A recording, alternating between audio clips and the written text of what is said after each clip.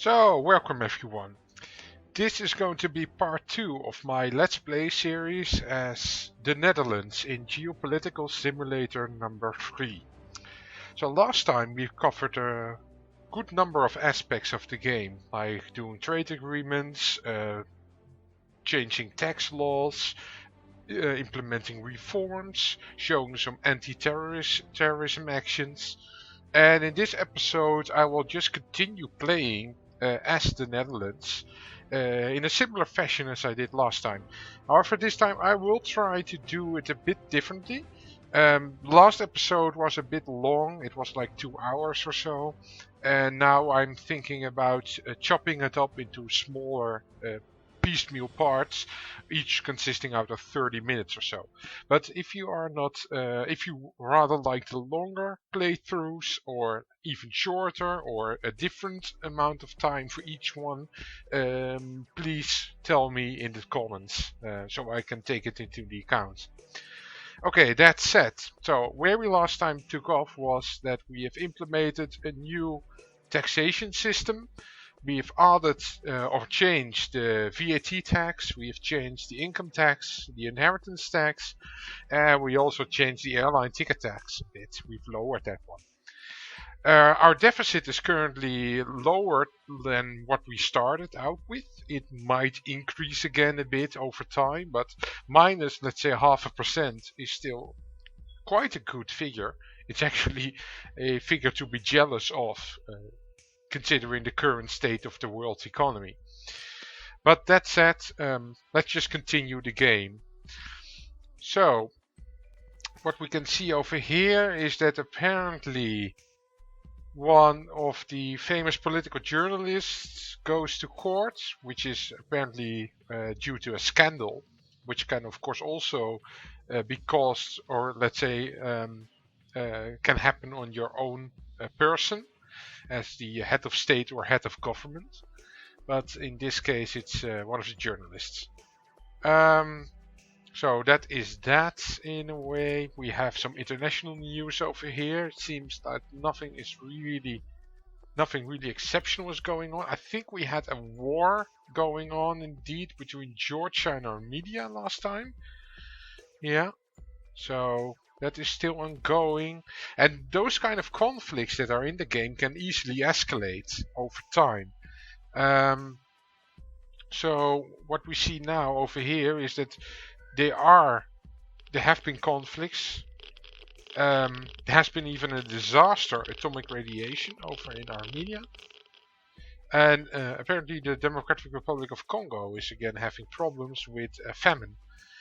So in this case, I mean, already 10,000 people at least have died because of this. And because they are delivering some oil each year, I do want to maintain good relations with them. It's not likely that they will actually cut off the trade agreement that we've already made with them. That will not happen. But in perspective on future deals, it's a good idea to keep a bit on friendly terms with them.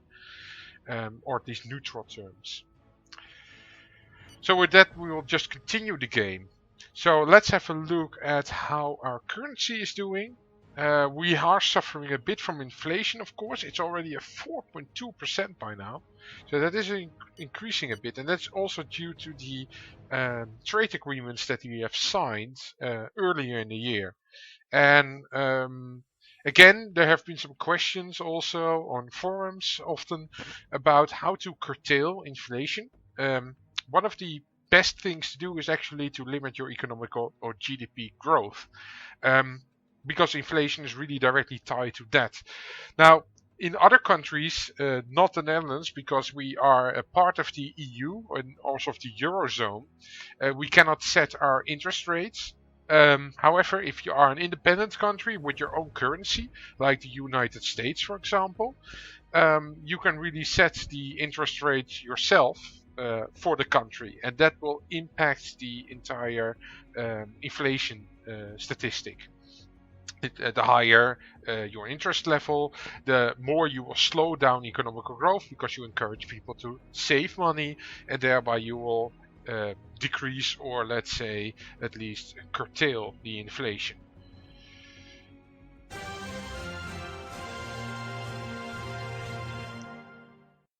Fellow esteemed citizens, our current situation is critical. Faced with repeated provocations from this rogue state that is threatening both our country and the international community, I have made a conscious decision to declare war. We regret that diplomacy has failed. It is now up to our guns to speak for us, so that we can defend our homeland. Okay, so Cuba is now going to war, which also often happens in the game, by the way. Let's see with whom they are at war with. Sometimes it's Mexico, and let's have a look. Well, we will notice later. So currently our biggest problem is still the terrorism. Our infiltrated scientific agents inform me that they could be in a situation to provoke a major nuclear accident. This target would be their privileged target. The induced disruption, along with the collateral effects due to the dispersion of radioactive material, could reach a level of 13.6 on a scale of 10. Now, these nuclear accidents you can trigger by, let's say, espionage action.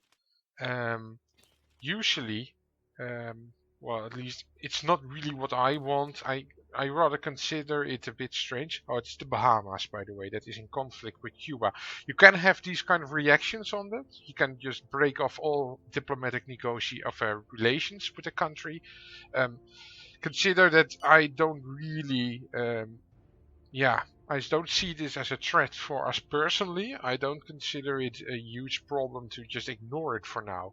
Unless the United Nations, of course, comes up with a resolution to intervene in the war, which can happen. Because, as you will now see, Prime Minister Steve Derricks from the Bahamas will actually appeal to the United Nations for a security meeting and, of course, to get a resolution signed. In the face of the attack of which we are all victims, I am officially notifying the Security Council and the member states of our ultimatum of 72 hours. After this deadline, we will attack all hostile armed forces that have not withdrawn. We will not be intimidated. We will not give in. Okay, so again, so our teams were able to indeed sabotage this satellite launching station in North Korea. That's nice in a way. I do consider, North Korea, of course, one of the, let's say, rogue states within the world. So as the Netherlands, it's kind of viable to actually try and sabotage them without any reprimands. Here we see also in the newspaper that this is really currently a hot topic, the entire war between Cuba and the Bahamas. And now it depends upon the United Nations what will actually happen. So the United Nations is implemented in the game. It's an organization, a special organization with all these options that you can have. This is actually an important forum because if you get attacked, you can indeed appeal to the United Nations for help, international help, which can, if a resolution is drafted and accepted, can really, of course, cause other nations to pick up the gauntlet and actually help you out. It's no guarantee, of course, but in case of Cuba, it's likely that if there's a resolution that United States of America might actually intervene. But in general, you have the United Nations as an organization, which has the Secretary General over here, which is in real life called Ban Ki-moon currently, called a bit different over here. And then you have all these options over here. You can just leave, but I don't see a point in that. You can be kicked out as well, by the way. So if you really misbehave, you can be kicked out of the United Nations.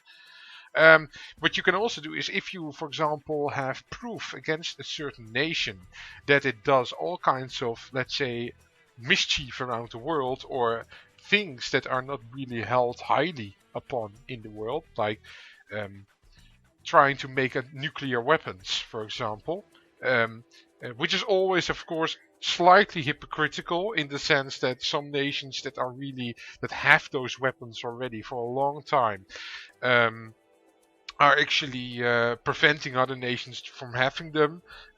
But yeah, that's how the world is, and I'm not really here to judge about that. But let me put it like that. So if you notice that, you can, and that is usually done throughout the let's say espionage network that you have. It can either be notified by your own spies, but that's rare. Usually, if you have a mole within a foreign government, they can provide you the proof, any information that that country is actually trying to make or setting up a nuclear program, for example. And then you can provide this proof to the United Nations. You can select a country, and then of course you hope that it is significant enough in the case that you present it to the world, that a resolution will take place. Now, besides the United Nations, you also have the World Bank. The World Bank is actually a very important part of the game. Well, for developed countries and first world countries, it might not be the most important institution within the United Nations, but for developing countries and third world countries, this is really an important player, and I will explain you why. Sadly, because, or luckily for us at least, because the Netherlands is a first world country, you don't really need any World Bank support. But in the case that you, for example, play as an African country, or most of the African countries, or another poor country, which is trying to modernize and which is trying to improve the social situation within the country. So for a dictator, it will not really work out well, this entire system. But for a democratic, focused country that is trying to improve the, let's say, the life standard of its population, it can be very beneficial to actually request the World Bank for support. And what the World Bank will then do in that case is it will actually give you a loan. You will request a loan. It will give you a loan if under certain circumstances, if they permit it. And due to that loan, you will be able to do two different things. You will either, of course, have money to spend on social works, or changing laws, or building new structures, or improving the housing market, or whatever. I do advise you in that case to focus on social policies. So indeed, improving the housing status of the country, building a university, building new schools, improving the road network, these kind of things. Increasing the minimum wage. Those kind of policies are generally happily accepted by the World Bank as being a term of progressing your country towards a more lasting society. And if you do that very well, you are actually, it is possible that they will just reduce your outstanding loan and just write off the debt. And that is, of course, the big pro of the World Bank, because all the debts that you accumulate with other countries directly, like what you can see over here with your own country or with these kind of players, they will all have interest rates. Now the World Bank will also have an interest rate. The only difference is that the World Bank will actually have low interest rates.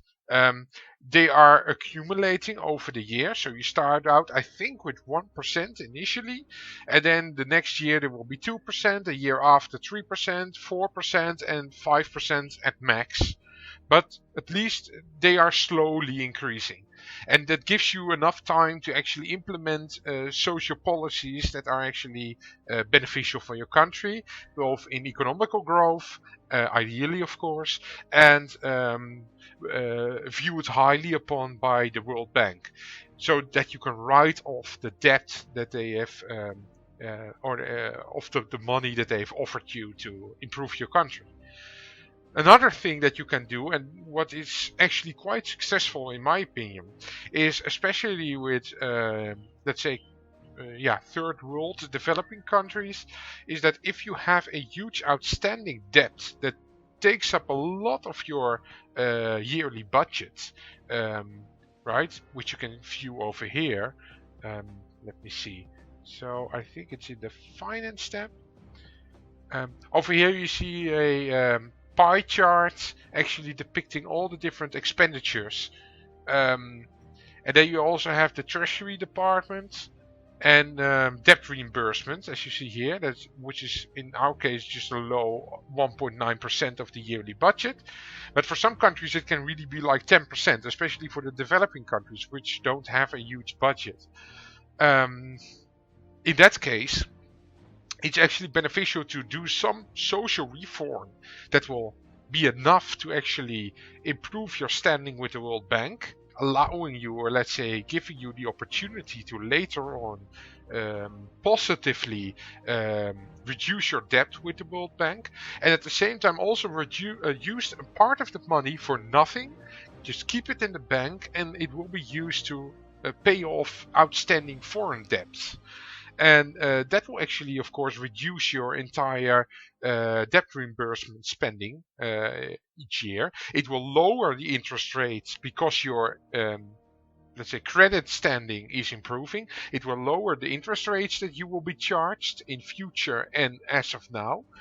And it will also, of course, let's say, improve your approval rating usually, because you are doing something about the national debt of your country, and thereby give you more room to do even more spending, which are beneficial for the growth of your economy.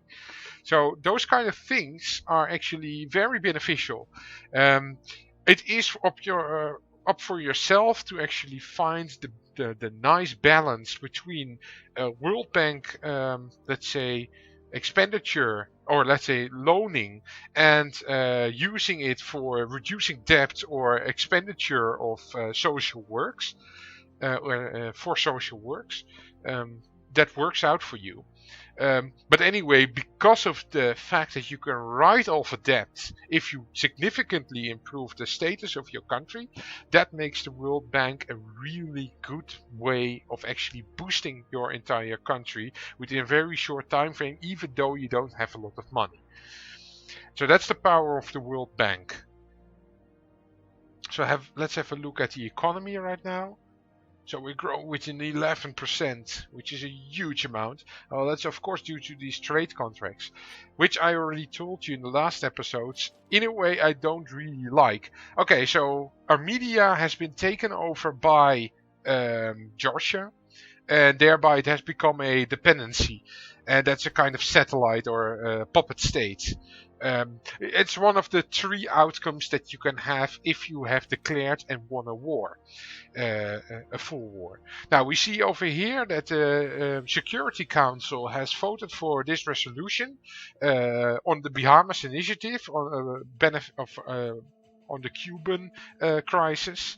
And what you can see here is that all the member states and all the, let's say, the permanent members have all voted for military intervention, and all the relation members are actually also in favor of, and none of them have vetoed of the permanent members this entire resolution.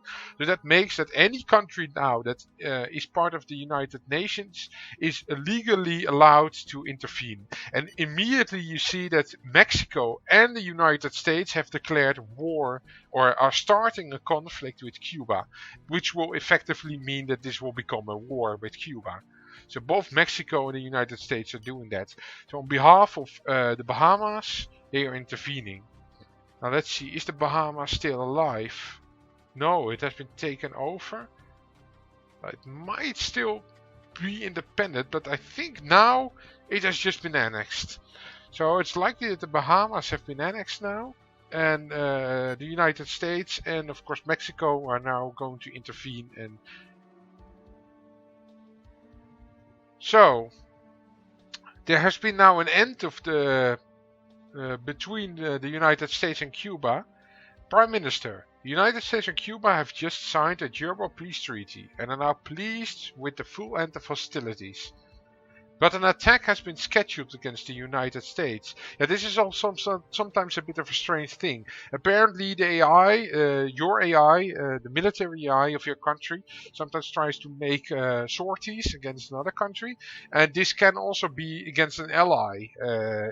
And that can be... Oh, wait. Okay, so we will just... I hope that this doesn't have huge problems.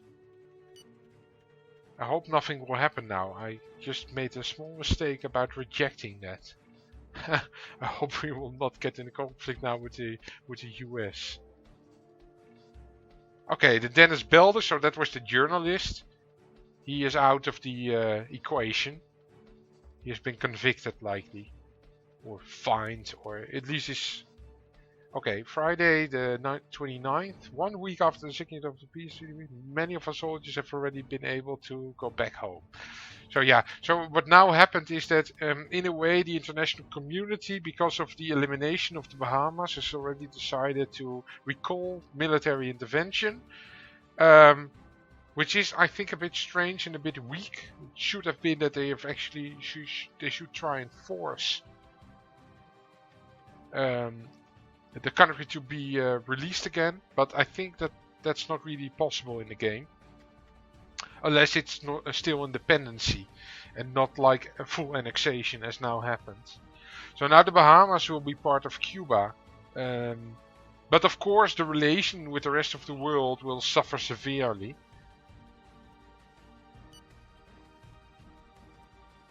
So let's see.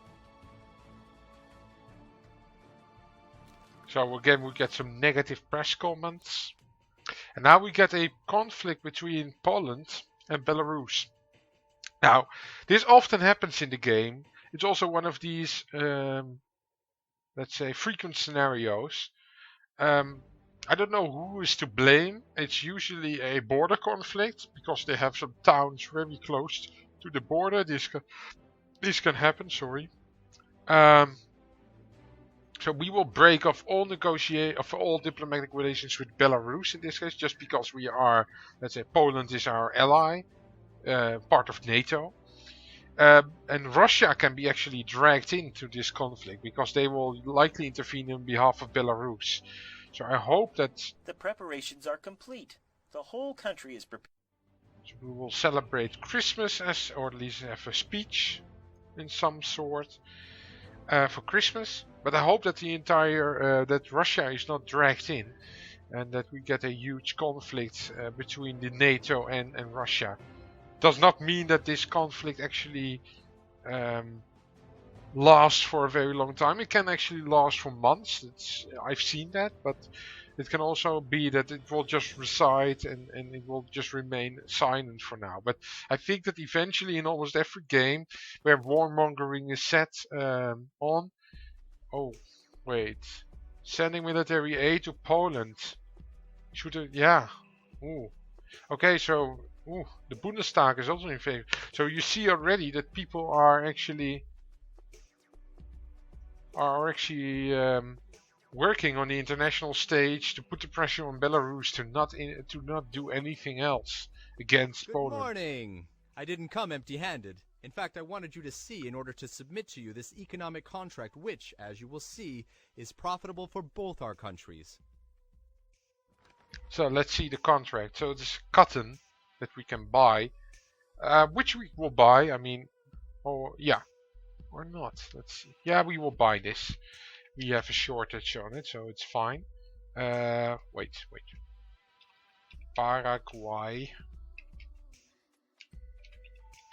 Cotton contract. So let's try and sign this. I will not offer them that much. I will offer them above their average sale price, just because otherwise you really discourage them. Maybe a bit higher, like this. Hopefully they will negotiate further. Let's just meet each other in the middle and let's just sign it. Yeah, has been signed. Okay, so that's nice. Let's just order a coffee. Dark and strong, please. To improve the relations and the a bit between us. Now we can try and see whether we can still have some kind of sale agreement with them. Maybe beer or so. No, they produce more than we actually than they need. So that's not useful. Sugar beets. That is usually something that Southern American countries actually need and want for like the liquor industries. So we can try and sell some of these sugar beets. It's a bit of a silly contract in a way because I mean it's not like it's the most profitable industry out there, but this is one of these EU subsidy industries. And usually you have really way too much, so it's beneficial to, well, in a way, get that going. Let's try and do this. Okay, it's not, like I said, it's not really a hugely important contract. I mean, it's almost hardly worth anything, but let's just try to get rid of it at a bit more favorable price. Let's lower this 50. It might now, well, we're now close, I think, to concluding. Maybe do something like this. Yeah, okay. Well, it's not worth a lot, but it's also, by the way, not true that if you just leave it in your inventory that you will not be able to get rid of it, because it will just be sold and traded on the world market without your intervention. These trade agreements are only there to get more beneficial deals than the regular market prices and deals that you would get. Which is for the Netherlands a bit difficult often to do, because we are, of course, a country with a high standard of living, and thereby we actually have high prices for all stuff. We see we can try and buy some sugar from them. I think that's actually, let's just do that also. Yeah, I think that's a good deal. So we will make this a Dutch sugar contract. And let's have this for 6 years in place, and let's just offer them slight bit of low. Oh no, okay, well let's just forget about it then. But I still want to show you what happens at the end of the year. So I think let's just now pursue and let's finish this part of the game just before towards the end of the year, before the half-hour limit runs out.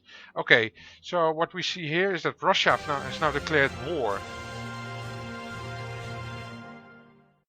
Fellow esteemed citizens, our current situation is critical. Faced with repeated provocations from this rogue state that is threatening both our country and the international community, I have made a conscious decision to declare war. Okay, so likely Russia will now intervene on behalf of Belarus.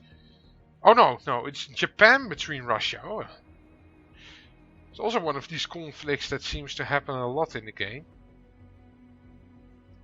And this is really a big conflict then, of course, because Japan, well, it's an economical giant, but it's a military dwarf. Due to, of course, historical reasons after the Second World War, that Japan was not really allowed to have any kind of force, army force, naval force, air force that is capable of making an attack. Only for home defense reasons, Japan may have a military force. But Japan is, as you can see now, is appealing to the Security Council. In the face of the attack of which we are all victims, I am officially notifying the Security Council and the member states of our ultimatum of 72 hours. After this deadline, we will attack all hostile armed forces that have not withdrawn. We will not be intimidated. We will not give in.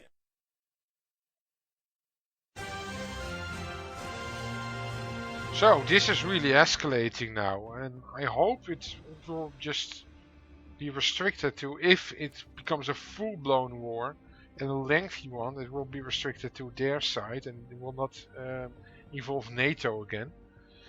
But I think Japan is a NATO member, so we should actually... I can show you, by the way, organizations also now. That's maybe nice. So what you can have, by the way, also in Geopolitical Simulator 3, you can create a new organization.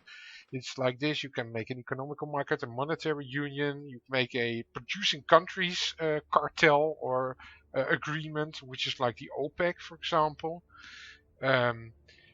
This is all, by the way, not easy, and there are restrictions. So it's also not always that, let's say, easy to comprehend what use it would have. But okay, so we are currently member of the ICC, International Criminal Court. We are member of NATO, of course. We are member of the Organization of Economical Cooperation and Development. We are part of the Pacific Community, apparently, just like France. It's probably because of Indonesia still that we are in that organization, and of course of the World Trade Organization. Now the NATO will have different member states, as you can see here. Let's see, is Japan one of them? I don't recall by heart. It seems to be not the case. No. Would also, of course, not be a really North Atlantic country, so that would make sense. But Japan is, I think, strongly allied with the US in these kind of matters. So I do hope it will not escalate further. So Congo again had a huge terrorist action happening. We all just sent them like 2 million again to improve relations with them. So this is the Christmas message.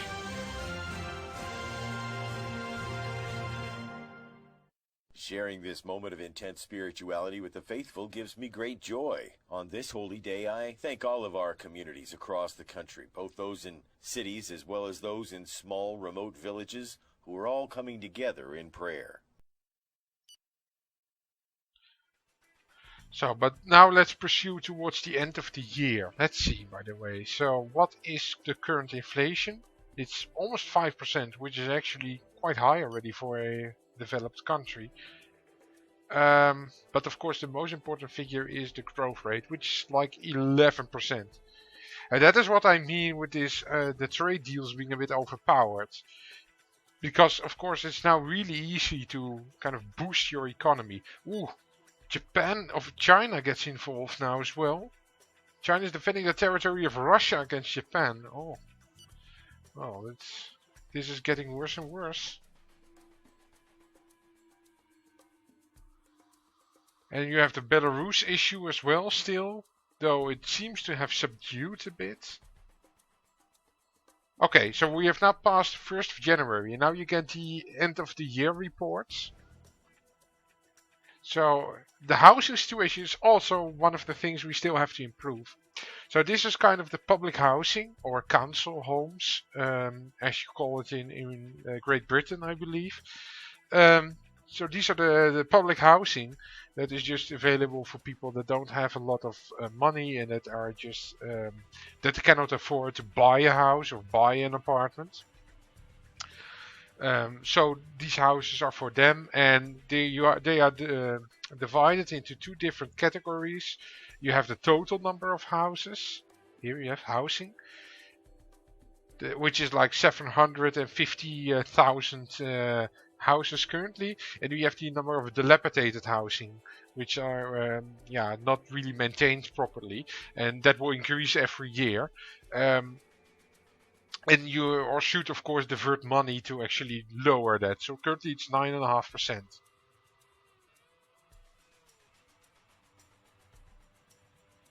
So it's currently acceptable, but it's we should do something about it. Here are the GDP and growth figures for the last year. As you know, these are the most important economic indicators and the most revealing of the health of our economy. This is an average result. We must remain cautious and measure the consequences of our economic stability over the long term. Okay, so we've seen we have achieved like 11%, and now the inflation rate will be reset again for this year. You will not see it yet, but it will be reset and will start dropping again. Ooh, public finances is worsening again. Don't know why, That could be the reset of the entire economical stability. So we have gained, of course, a lot of GDP now. It's now our economy is now rated as around 650 billion euros each year, which is, of course, for a small country as the Netherlands is quite a huge amount.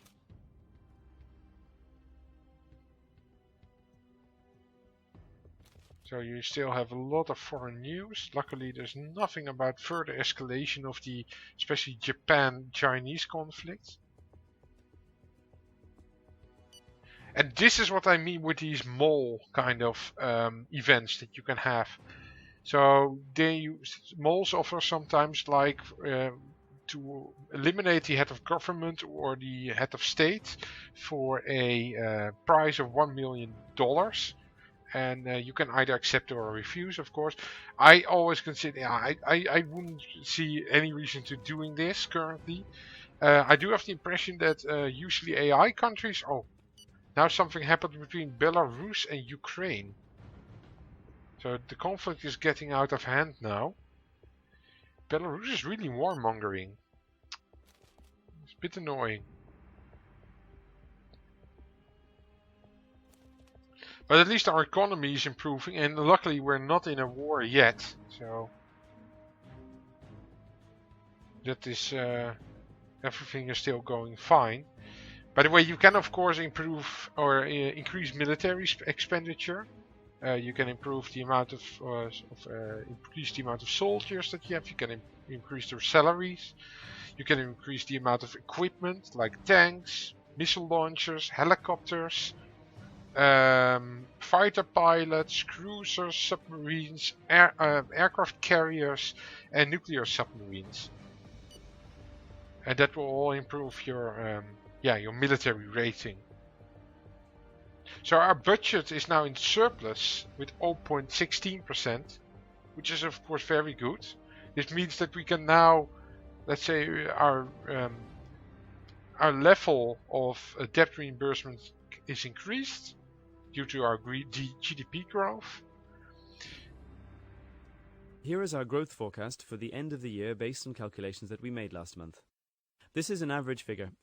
So that is of course logical because the statistics will be reset, so the economy will again regulate the agricultural budget. Be trade agreement levels. So there is not going to be, that's logical because of course Russia will just veto it. So there will be no Security Council initiative on behalf of the Japanese-Russian conflict, which you could have already foreseen actually before. So so there's not going to be a military intervention on an international scale, unless it's Japan that requests maybe the United States into the war. I don't know whether officially the United States still has a military alliance with Japan, but if they do, they will likely get into the conflict. Okay, so now let's also have a look still at the terrorists. Try to curtail them again a bit by infiltrating into their societies. They're actually increasing in numbers again, so it's a good thing that we do something about it. And I think with that we should actually now stop this part of the playthrough. So I hope to see you in the next episode again, when I will continue playing as the Netherlands and trying to improve our economy, and in the meantime also teaching you a bit about how to play the game, what to expect, and how this game functions and works. And with that, I hope to see you next time. So please subscribe or like or place comments in the comment section. If you have any questions, I'm also happy to answer them, either on Steam, on the community pages, or in the video itself.